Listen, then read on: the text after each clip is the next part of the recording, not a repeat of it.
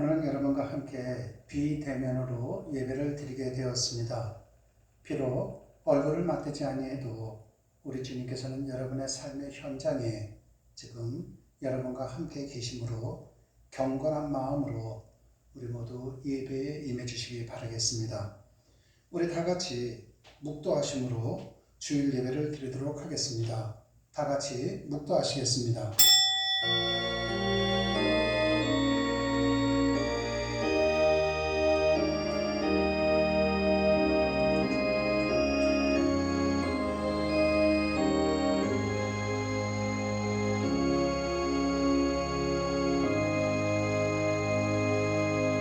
사랑의 주님, 우리가 어디에 있든 주님께서 우리와 함께하고 계십니다. 그러므로 우리 모두 각자가 지금 이 시간 다른 장소에 있다 할지라도 하나님께서 우리와 함께하심으로 인하여 우리 모두가 경건한 마음으로 이 예배를 드릴 수 있도록 성령님께서 우리를 붙들어 주시옵고 인도하여 주시옵소서. 주님 고맙습니다. 예수님 이름으로 기도드렸습니다. 아멘. 우리 찬송하시겠습니다. 찬송가 10장입니다.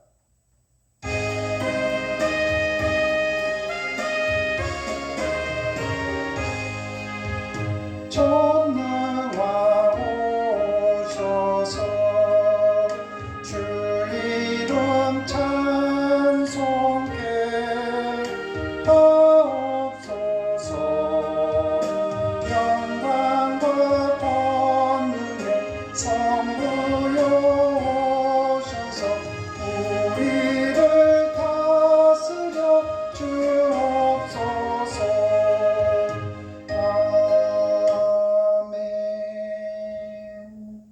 사도신경으로 신앙 고백 드리도록 하겠습니다. 전능하사 천지를 만드신 하나님 아버지를 내가 믿사오며 그 외아들 우리 주 예수 그리스도를 믿사오니 이는 성령으로 잉태하사 동정녀 마리아에게 나시고 본디오 빌라도에게 고난을 받으사 십자가에 못 박혀 죽으시고 장사한 지 사흘 만에 죽은 자 가운데서 다시 살아나시며 하늘에 오르사 전능하신 하나님 우편에 앉아 계시다가 저리로서 산 자와 죽은 자를 심판하러 오시리라. 성령을 믿사오며 거룩한 공예와 성도가 서로 교통하는 것과 죄를 사하여 주시는 것과 몸이 다시 사는 것과 영원히 사는 것을 믿사옵나이다. 아멘. 이 시간 제가 대표로 기도하도록 하겠습니다. 우리 다 같이 기도하시겠습니다. 거룩하신 하나님 아버지, 우리는 지금 사순절 기간을 지내고 있습니다. 우리를 위해 이 땅에 오신 주님, 십자가의 고난을 당하시고 그리고 죽으시고 부활하신 예수님이 나의 주님이시며 나의 메시아이시고 나의 구원자이심을 우리는 고백을 합니다. 사랑의 주님, 그러나 우리는 흙으로부터 지음받은 연약한 존재입니다. 하나님께서 우리에게 하나님의 숨결, 하나님의 호흡, 하나님의 영을 주셔서 살아있는 존재로 살아가게 하시는데도 우리의 호흡이 주님의 손에 있음을 깨닫지 못하고 교만하게 죄를 지으며 살아왔음을 고백합니다. 주님, 이 모든 잘못을 용서하여 주시옵소서. 또한 사순절 기간을 보내며 우리의 마음의 죄를 덮고 주님 앞에 우리의 죄를 회개하며 나가오니 우리를 불쌍히 여겨 주시옵소서. 사랑의 주님, 은혜의 주님, 오늘도 귀한 사랑의 말씀 허락해 주시고 들을 귀를 점검하게 하시니 정말로 감사를 드립니다. 하나님께서 주신 귀한 말씀을 듣고도 바리새인들처럼 깨닫지 못하고 오히려 사람들의 눈을 두려워하면서 예수님을 어떻게 못 박을 것인지 이러한 바리새인과 같은 생각을 갖지 못하도록 우리를 지켜주시옵소서. 저희 모습 가운데서 혹여나 이러한 바리새인 같은 모습은 있지 않은지, 오늘 주시는 하나님의 말씀을 내가 바로 받아들이지 못하는 것은 아닌지, 우리의 중심 속에 하나님이 아니라 세속적인 악한 마음은 없는지 우리가 모두 깨닫는 시간이 되기를 원합니다. 주님께로 돌아올 수 있는 귀한 시간이 되기를 원합니다. 하나님 아버지, 우리 안에 이러한 간절함으로 인하여 영생의 길, 구원의 길을 놓치지 않도록 오늘도 우리를 붙들어 주시옵소서. 우리 안에 잃어버린 간절함은 없는지, 식어버리는 일은 없는지 우리의 믿음의 열정을 다시금 회복시켜 줄 수 있도록 주님 도와주시옵소서. 그리하여 주님 오시는 그날 우리 가운데 단 한 사람도 낙오되는 사람이 없도록 우리를 지켜주시고 보호하여 주시옵소서. 주님 고맙습니다.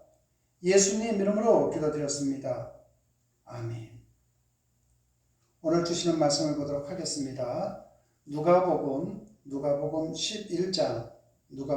11장 29절에서 32절까지 말씀입니다. 누가복음 11장 29절에서 32절까지 말씀입니다. 우리 찾으셨으면 우리 다 같이 합독하도록 하시겠습니다. 무리가 모여 있을 때 예수께서 말씀하시되 이 세대는 악한 세대라 표적을 구하되 요나의 표적밖에는 보일 표적이 없나니 요나가 니느웨 사람들에게 표적이 된 것 같이 인자도 이 세대에 그러하리라. 심판때에 남방 여왕이 일어나 이 세대 사람을 정죄하리니 이는 그가 솔로몬의 지혜로운 말을 들으려고 땅끝에서 왔음이거니와 솔로몬보다 더 큰 이가 여기 있으며 심판때에 니느웨 사람들이 일어나 이 세대 사람을 정죄하리니 이는 그들이 요나의 전도를 듣고 회개하였음이거니와 요나보다 더 큰 이가 여기 있느니라. 아멘. 일반적으로 두 남녀가 결혼을 할 때에는 반지를 교환을 합니다. 그것은 서로에 대한 사랑의 징표가 됩니다. 그리고 그 반지를 볼 때마다 내가 누구의 남편이고 내가 누구의 아내인지를 생각한다면 또 진실로 서로 사랑을 한다면 더 이상의 징표는 상대로부터 필요하지는 않을 것입니다. 왜냐하면 사랑이라는 것은 상대를 이해하고 수용하는 힘이 되기 때문입니다. 부부가 결혼기념일에 지금까지 함께했던 시간들을 감사하고 앞으로도 감사함을 만들어 가자는 마음으로 외식을 하거나 선물을 하는 것은 참으로 아름다운 일입니다. 그런데 만약 두 남녀가 결혼을 한 후에 매 결혼 기념일마다 사랑하는 징표로 아주 비싼 선물을 주고 받아야만 한다면 그 선물은 이미 서로가 사랑하지 않는다는 것으로 나타내는 반증이 될 수도 있습니다. 사랑하지 못하는 부부나 사랑이 무엇인지 모르는 부부, 그래서 상대의 사랑을 의심하는 부부는 서로에게 사랑의 표적을 요구할 것입니다. 그러나 진정으로 사랑하는 부부를 보십시오. 진정으로 신앙생활하는 성도들을 보십시오. 그들에게는 표적이 필요하지 않습니다. 왜냐하면 그러한 사람들에게는 삶과 신앙의 모든 것이 표적이 되기 때문입니다. 여러분들은 어떻습니까? 홍해바다가 갈라졌으니까 나는 이 중량천이 갈라지는 걸 보아야만이 하나님을 믿겠다. 그런 분들 안 계시죠? 여리고성이 무너진 것을 보고 나도 저 우상의 건물이 무너져야만이 하나님을 믿겠다? 그런 분들 안 계시죠? 내 삶 속에 여리고와 같은 문제가 해결되지 않는다 할지라도 내 삶 속에 가로막고 있는 홍해와 같은 문제가 갈라지지 않는다 할지라도 우리는 하나님을 믿는 것 아니겠습니까? 제가 모 교회 전도사 일대의 일입니다. 그 교회 목사님은 방언을 하실 줄 몰랐고 병자를 고치는 은사도 없었습니다. 특별히 뛰어난 목회를 하신 것도 아니지만 우직하고 성실하게 하나님을 진심으로 섬기시는 분이셨습니다. 그런데 그 교회 성도들 중에 몇몇 분이 표적과 은사에 심취된 분들이 계셨습니다. 물론 열심히 하려는 것은 좋았지만은 때로는 그 열정이 지나쳐서 교회에 약간의 분란을 일으키기도 했고 또한 특정한 기도원에 가서 그 기도원의 가르침을 신봉하는 모습을 띠기도 했습니다. 그때 목사님께서는 그들에게 성경과 교회 공동체 안으로 돌아올 것을 권면을 했으나 그분들은 우리 목사님이 은사를 체험하지 못해서 우리를 이해하지 못한다며 그 권면을 받아들이기를 거부를 했습니다. 그 잔영이 제게 오랫동안 남아 있었습니다. 그래서 그 모습을 보았던 저는 신대원 1학년 때까지 기도를 할 때는 은사를 많이 달라고 은사를 많이 구하는 기도를 했습니다. 그러다가 더 이상 은사를 구하는 기도를 드리지 않아도 될 두 가지 이유를 발견했기 때문에 신대원 2학년쯤 가서는 더 이상 은사를 달라고 그런 기도를 해본 적이 없습니다. 그 이유 두 가지 중에 첫째가 무엇인가?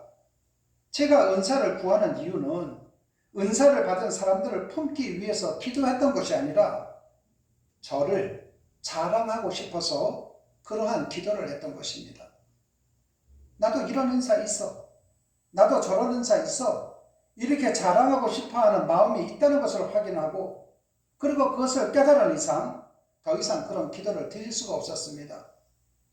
그리고 두 번째는 이미 하나님께서 주신 말씀도 제가 감당하지 못하고 있다는 사실을 확인했기 때문입니다. 사역자가 되어서도 하나님께서 주시는 말씀도 제대로 전하지 못해 쩔쩔매는 제게 다른 은사를 더 주셨더라면 아마 틀림없이 저는 말씀보다는 은사 쪽으로 치우쳐졌을 것입니다. 또한 더 이상 아무런 은사를 주시지 않으셔도 하나님께서 저를 사랑하고 계신과 하나님께서 저를 사용하여 주심이 충분하게 느껴졌기 때문입니다. 신앙생활 중에 때때로 하나님께서 우리를 예기치 않은 표적으로 인도하실 때가 있습니다. 그것은 하나님께서 우리를 사랑하시는 표현일 것입니다. 그러나 내게 끊임없이 표적만을 구한다면 그것은 이미 내가 하나님을 믿지 못하고 있다는 것을 드러낼 뿐입니다. 하나님의 말씀대로 살아갈 생각은 하지 아니하고 매일매일 하나님 앞에 기도할 때마다 기적을 보여주세요. 표적을 보여주세요. 내가 기도를 할 때마다 기적이 일어나게 해주세요. 표적이 나타나게 해주세요.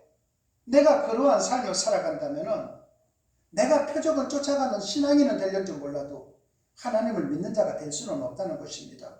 오늘 본문은 그 사실을 잘 일러주고 있습니다. 예수님께서 벙어리 귀신이 들려 말을 하지 못하는 한 사람을 고쳐주셨습니다. 그 모습을 본 사람들은 한 인간을 새롭게 하시는 하나님을 찬양하기는커녕 예수님께서 귀신의 왕 바알세불의 힘을 빌려서 귀신을 내쫓은 것이라고 조롱하는 사람들이 있었습니다. 그리고 또 다른 사람들은 하늘로부터 내리는 표적을 또 한번 행해보라고 시험하는 자들도 있었습니다. 이때 주님께서는 귀신의 왕을 힘입어서 또 다른 귀신을 쫓아낸다는 것이 얼마나 모순에 가득 찬 말인지 또 그 말이 얼마나 악의적인 것에 대해서 우리 주님께서는 말씀을 하셨습니다. 그러자 사람들이 하늘로부터 오는 표적을 보여달라고 계속하는 겁니다. 이에 대한 우리 주님의 응답이 누가복음 11장 29절 상반절이 되는 것입니다. 제가 다시 한번 봉독해 올리겠습니다. 무리가 모여 있을 때 예수께서 대답하시되 이 세대는 악한 세대라. 주님께서는 당신이 사시던 시대를 악한 세대라고 규정을 하셨습니다. 이것은 사실 당시뿐만이 아니라 아담과 하와 이후로 범죄한 인간들이 사는 세상은 과거든 현재든 미래든 언제나 그러했다는 것입니다. 우리 창세기 6장 5절에서 7절 말씀을 보도록 하겠습니다. 제가 봉독해 올리겠습니다. 여호와께서 사람의 죄악이 세상에 가득함과 그의 마음으로 생각하는 모든 계획이 항상 악할 뿐임을 보시고 땅 위에 사람 지으셨음을 한탄하사 마음에 근심하시고 이르시되 내가 창조한 사람을 내가 지면에서 쓸어버리되 사람으로부터 가축과 기는 것과 공중의 새까지 그러하리니 이는 내가 그것들을 지었음을 한탄함이라 하시니라. 이미 노아가 살던 시대에도 인간에게는 선은 없는 줄로 알고 살았습니다. 하나님께서 인간을 지으셨음을 후회할 정도로 인간은 악한 존재였던 것입니다. 이것은 하나님의 속상함을 표현하는 말이죠. 가령 예를 들어서 마치 자녀가 심하게 말을 안 들어 속상할 때 어떻게 합니까? 우리가 아이고 저거 누가 낳았는지, 내가 저것을 낳고 기뻐서 미역국을 먹었단 말이야? 우리가 그렇게 이야기할 때가 있죠. 이것과 비슷합니다. 그러나 이것은 과거뿐만이 아닙니다. 우리나라 신문, 사회면에 등장하는 또는 TV를 통해서 뉴스를 보면 어떻습니까?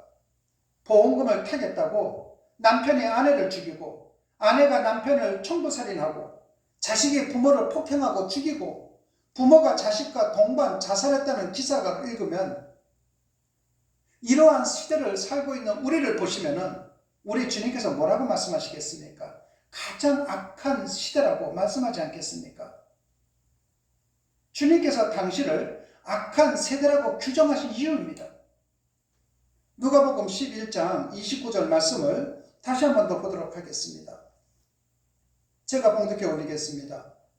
무리가 모였을 때 예수께서 말씀하시되 이 세대는 악한 세대라 표적을 구하되 요나의 표적밖에는 보일 표적이 없나니. 여러분, 당시가 악한 시대인 것은 사람들의 표적을 구하기 때문이라고 말씀을 하셨다는 것입니다. 여러분, 우리가 하나님을 믿는 가운데 속에서 하나님의 말씀대로 살아가지 아니하고 성령님의 인도하심 속에 살아가지 아니하고 마치 교회에 나오는 것을 무당을 찾아가듯 점쟁이를 찾아가듯 표적과 이적만을 구하고 살아간다면 우리는 악한 사람이 되는 것입니다. 주님이 구세주인 것을 믿기 위해서 그들의 표적을 보여달라고 요청한 것이 아니라 구세주가 아니라는 것을 확인하기 위해서 요구했던 것입니다. 그렇기 때문에 표적이나 기적은 우리가 원하지 않았음에도 하나님께서 주시는 경우에는 믿음이 있다는 증명이 될 수가 있습니다. 그렇지만은 우리가 하나님께 과도하게 요구하는 것은 믿음이 없다는 증명이죠. 내가 하나님을 믿는 가운데 속에서 하나님께서 우리의 삶 속에 기적을 줄 때가 있습니다. 표적을 행하실 때가 있습니다. 그것은 내가 하나님을 믿고 있다는 증거가 되는 것이죠. 그런데 하나님을 믿을 생각을 하지 아니하고 하나님의 말씀대로 살아가지 아니하고 무조건 기적과 이적만 달라, 나에게 신유의 은사를 달라, 나에게 예언의 은사를 달라, 나는 이러한 것을 행하고 있다고 한다면 그것은 믿음이 없다고 하는 증거가 된다는 것입니다. 하나님께서 애굽에서 400년 동안 종살이하던 이스라엘 백성들을 건지시기 위해서 모세를 부르셨습니다. 하나님께서는 모세에게 그를 부르심이 분명하다는 것을 알리시기 위해서 떨기나무 불꽃 가운데에서 부르셨습니다. 모세가 그 광경을 보니 떨기나무에 불이 붙었지만 나무는 타지를 않고 있었습니다. 여러분, 떨기나무가 어떤 겁니까? 굵은 장작이 아니라 불 쏘시개 정도에 해당되는 나무 아닙니까? 그러면 타야죠. 근데도 불구하고 타지를 않았다는 것입니다. 그러나 모세는 하나님의 부르심을 믿지 못했습니다. 그래서 모세는 만약 사람들이 하나님이 나타난 것이 아니라고 말하면서 자기 말을 들으려고 하지 않으면 어떻게 하냐고 하나님께 반문을 했습니다. 믿지를 못했던 거죠. 그때 하나님께서는 모세에게 손에 들고 있는 지팡이를 던지라고 말했습니다. 그 말씀에 순종했더니만 지팡이가 뱀으로 변했습니다.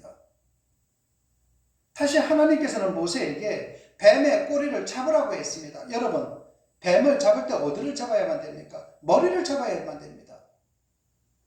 뱀은 머리를 잡지 꼬리를 잡는 것이 아니거든요. 그럼에도 불구하고 모세가 거기에 순종을 했더니만 뱀은 다시 지팡이가 되었습니다. 그 후에 하나님께서는 다시 모세에게 자신의 손을 품에 넣어 보라고 하셨습니다. 그랬더니만 모세의 손이 나병이 들어서 눈이 덮인 것처럼 하얗게 되었습니다. 하나님께서는 다시 모세에게 손을 다시 품에 넣어 보라고 하셨습니다. 그 하나님의 말씀에 순종을 했더니 손은 마치 아무 일도 없었듯이 본래의 모습으로 되돌아왔습니다.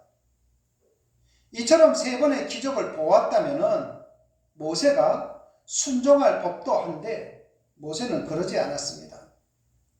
출애굽기 4장 10절 말씀입니다. 모세가 여호와께 이르되 오 주여 나는 본래 말을 잘하지 못하는 자니이다. 주께서 주의 종에게 명령하신 후에도 역시 그러하니 나는 입이 뻣뻣하고 혀가 둔한 자니이다. 여러분, 계속해서 하나님의 말씀에 순종하는 가운데 표적과 기사를 보았음에도 불구하고 모세는 행동으로 순종하는 모습을 보이지를 않았던 것입니다. 그래서 이렇게 이야기한 겁니다. 이 말에 하나님께서는 말하는 입을 누가 지었으며 또 내게는 말을 잘하는 형 아론이 있지 않느냐 하시면서 화를 내셨습니다.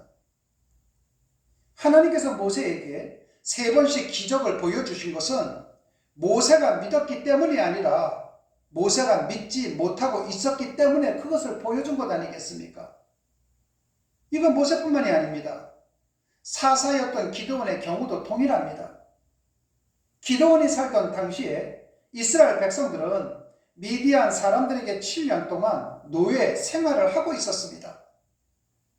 그렇게 시대가 암울할 때 하나님께서는 기드온을 부르셨습니다. 하나님께서는 이미 반석에서 불이 나오는 기적을 보여주었음에도 기드온은 하나님께서 자신을 부르셨음을 믿지를 않았던 것입니다.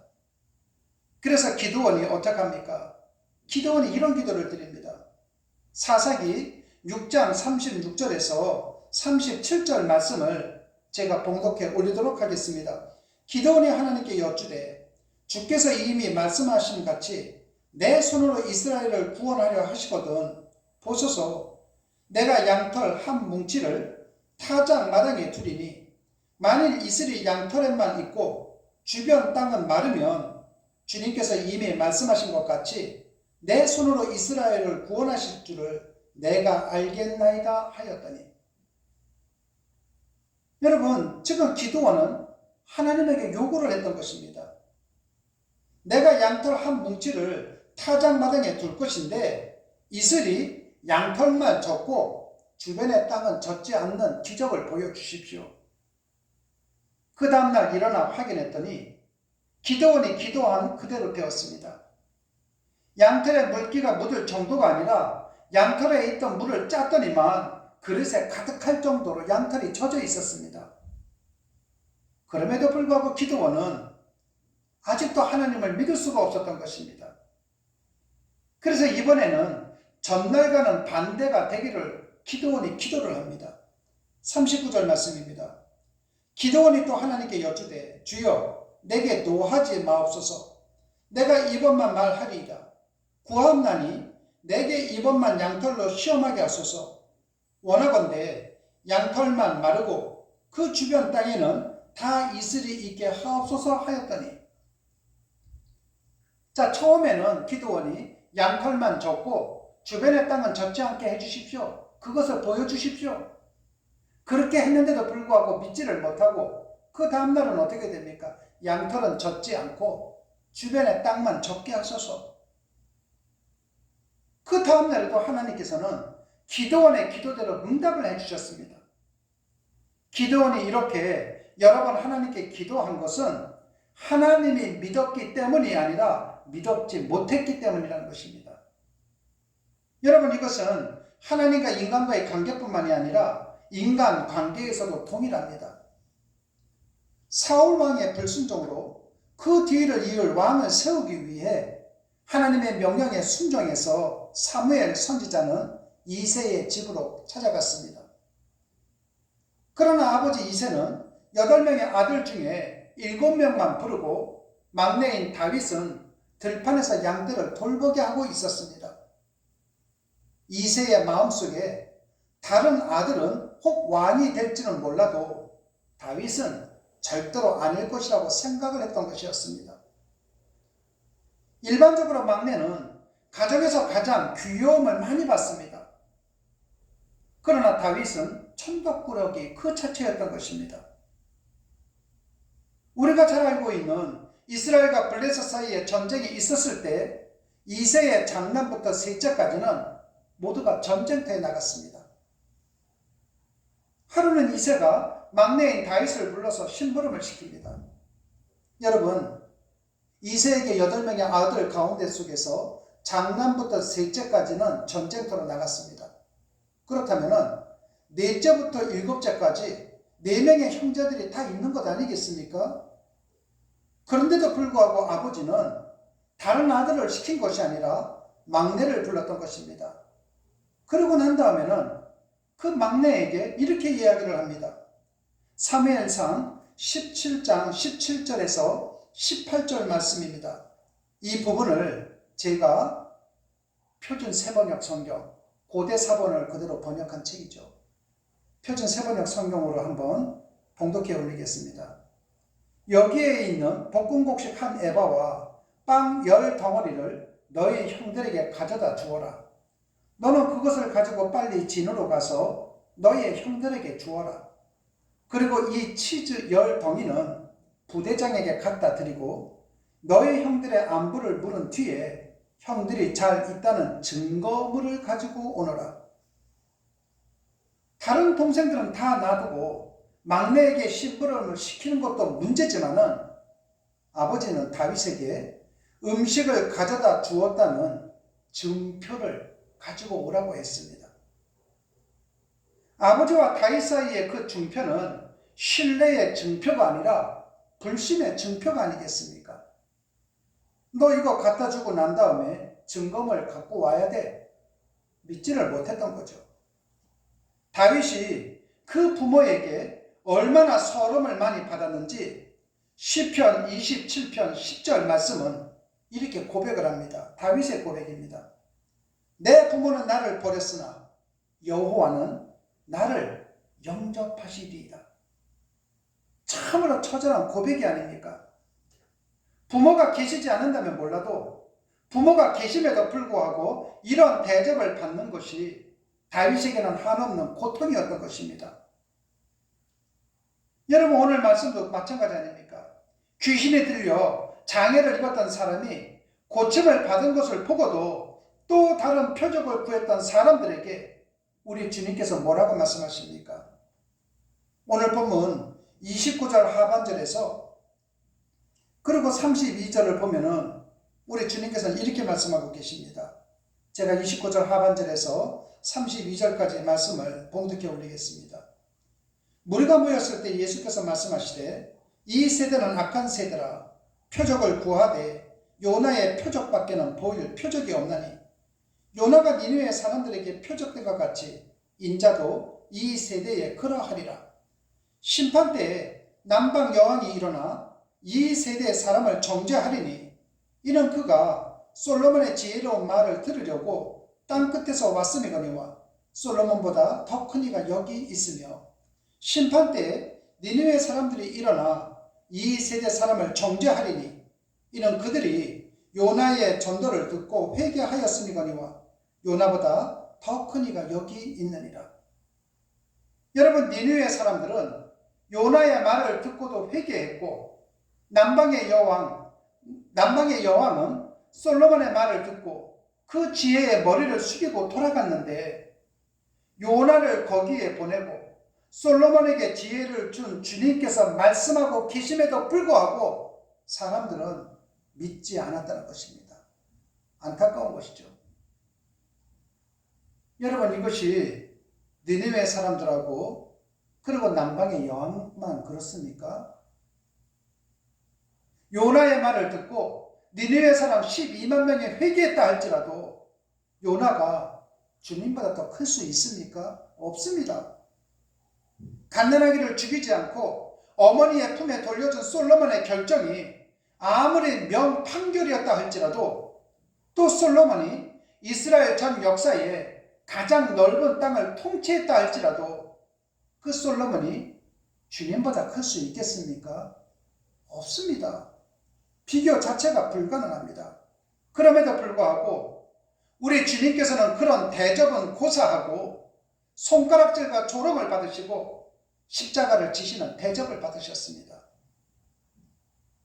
이것은 이 당시뿐만이 아니라 오늘날 우리 자신들을 한번 생각을 해보십시오.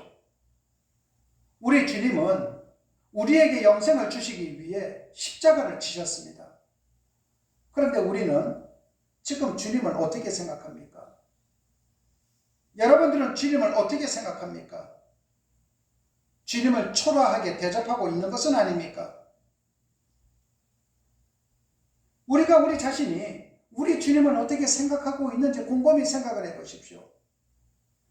내 삶 속에 내가 원치 않는 상황을 만났을 때, 내 삶 속에 물질로 인하여 어려움을 겪을 때, 우리 아이가 시험을 보았는데 이 시험이 떨어졌을 때에 내가 아파트를 투기를 했는데 그 투기한 것이 오히려 돈을 내가 잃어버렸을 때 하나님을 멀리하는 사람들 많죠. 여러분, 예수님께서는 종려 주일이 되었을 때 어린 나귀를 타고 예루살렘에 입성하셨습니다.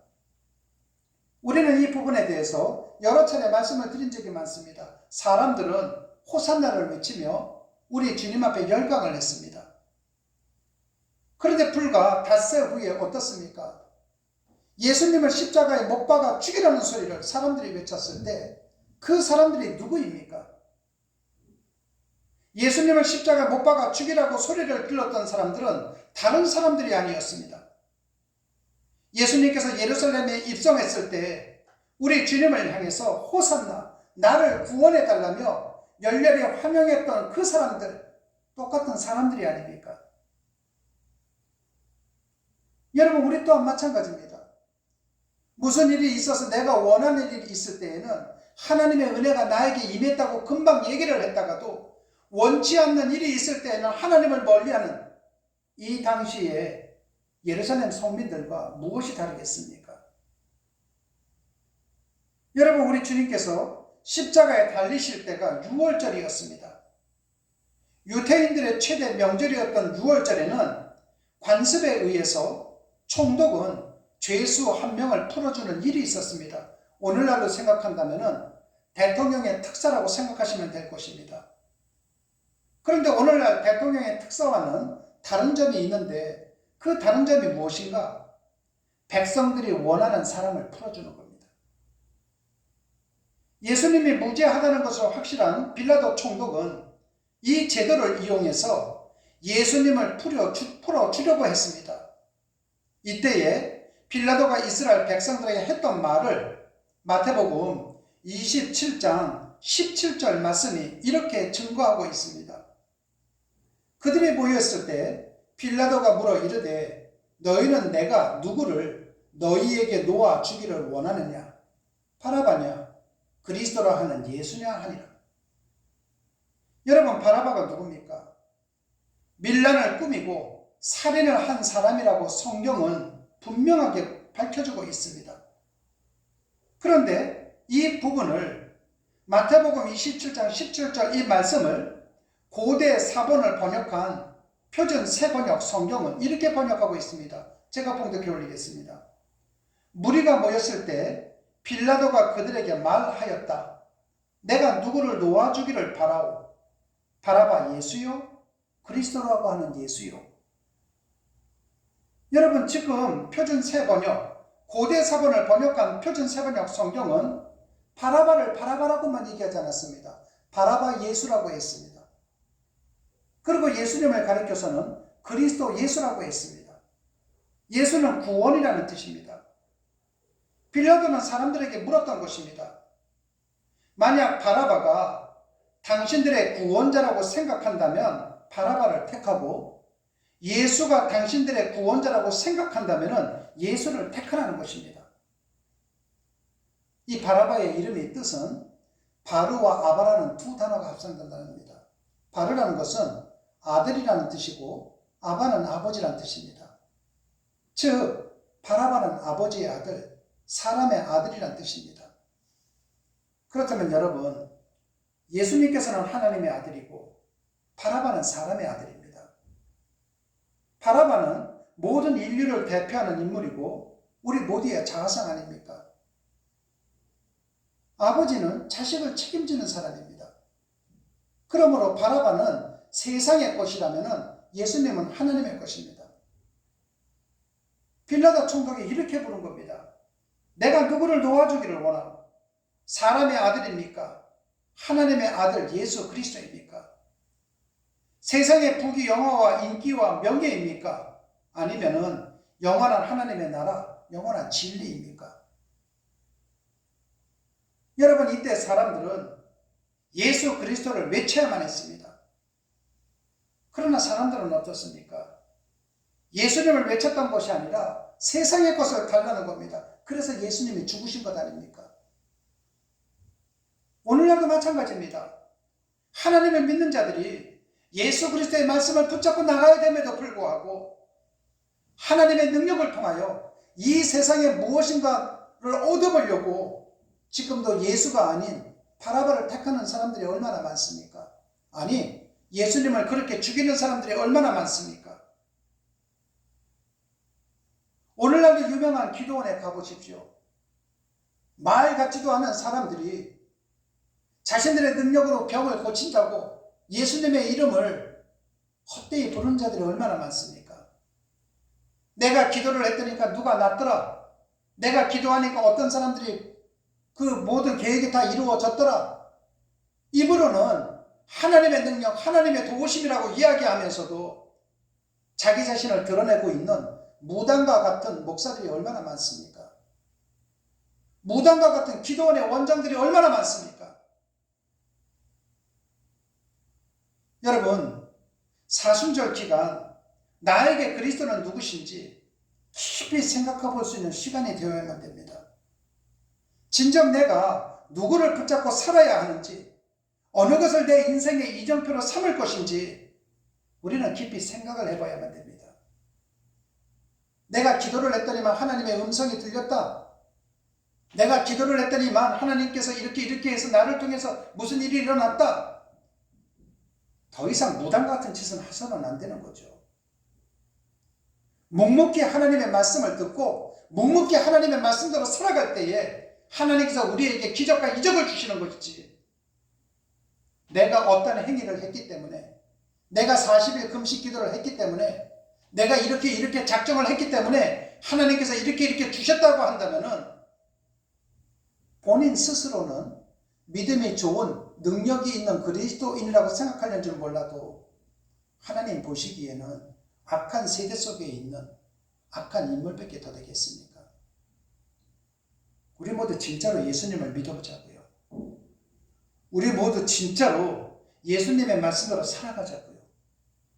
그것이 우리 예수님께서 이 땅에 오신 목적이요, 우리에게 예수님께서 말씀을 주신 목적이 아니겠습니까? 저는 순복음 비전교회 모든 성도님들이 바르게 생각하고 바르게 말씀을 받고 바르게 살아가는 것을 하나님 앞에 귀한 헌물로 드릴 줄 아는 이 시대의 진정한 그리스도인들이 되시기를 주님의 이름으로 축원합니다. 기도하시겠습니다. 하나님 아버지, 감사합니다. 예루살렘 사람들은 나귀를 타고 입성하는 주님께 호산나 호산나, 하나님의 이름으로 오신 분, 이스라엘 왕이라고 땅이 흔들릴 정도로 소리를 지르며 환호를 했습니다. 그러나 바로 그 사람들이 불과 닷새 후에 첫 사람을 십자가에 매달려고 소리를 질렀습니다. 이러한 이중적인 인간이 바로 나 자신임을 고백을 합니다. 때로는 주님을 나의 구원자라고 고백하며 감격도 하지만 결정적인 순간에 주님을 외면함으로 인해 내 인생에 수도 없이 우리 주님 앞에 우리 주님을 못질을 했음을 고백을 합니다. 지금까지 주님께서는 수도 없이 우리가 생각할 수 없는 방법으로 신비한 손길로 인도하여 주셨음에도 불구하고 우리는 우리의 소원과 이기심에 눈이 어두워서 이런 작은 표적도 한번 행해 주실 수 없느냐고, 그렇게 간절하게 구했는데 도와주시지 않느냐고 주님을 원망할 때가 많았습니다. 심할 때에는 삿대질도 했습니다. 주님은 우리의 왕으로 오셨음에도 우리는 내가 왕인 것으로 착각을 하고 주님을 종으로 부리려고 했습니다. 그러면서도 내가 가장 성숙한 그리스도인이고 내가 가장 바른 그리스도인이라고 착각을 했습니다. 우리의 이와 같은 어리석음을 용서하여 주시옵소서. 사순절 기간 표적을 구하고 마음을 접고 우리의 죄와 허물을 씻어주시고 우리에게 영생을 주시기 위해서 십자가 못 박히신 주님을 바라볼 수 있는 자들이 될 수 있도록 성령님 도와주시옵소서. 그리하여 나를 위해 피를 흘리신 주님의 십자가가 나의 자랑이 될 수 있도록 은혜를 베풀어 주시옵소서. 그 십자가를 일생 사랑하며 자랑하는 하나님의 자녀들이 될 수 있도록 복을 내려 주시옵소서. 주님 고맙습니다. 예수님 이름으로 기도드렸습니다. 아멘. 헌금은 여러분들께서 각자가 준비해 주셨던 것을 갖고 계셨다가 다음 주일날 같이, 다음 주일 거랑 같이 그 봉투에 날짜를 쓰셔서 내시면 됩니다. 또는 만약에 적으신 분은 우리 여성교회장님에게 말씀을 전화를 하셔서 그 통장에다가 바로 입금시켜도 됩니다. 또한 광고로서는 수요 예배까지는 우리가 비대면으로 드리도록 하겠습니다. 다음 주는 종료 주일이고 그 다음 주일은 부활 주일입니다. 그때는 대면으로 예배를 드리게 될 것입니다. 여러분 건강하십시오. 또한 코로나19로 인해서 아픔 속에 계시는 성도님들께서는 용기를 가지시고 속히 건강을 회복하시기를 바라겠습니다. 이제 축도로서 예배를 마치도록 하겠습니다. 지금은 우리 주 예수 그리스도의 은혜와 하나님 아버지의 무한하신 사랑과 보혜사 성령님의 감화감동 충만한 역사가 나를 위해 피 흘리신 주님의 십자가가 나의 자랑이 되기를 소망하는 주님의 백성들과 비전교회 위에 지금으로부터 영원토록 함께 하시기를 간절히 축원하옵나이다. 아멘.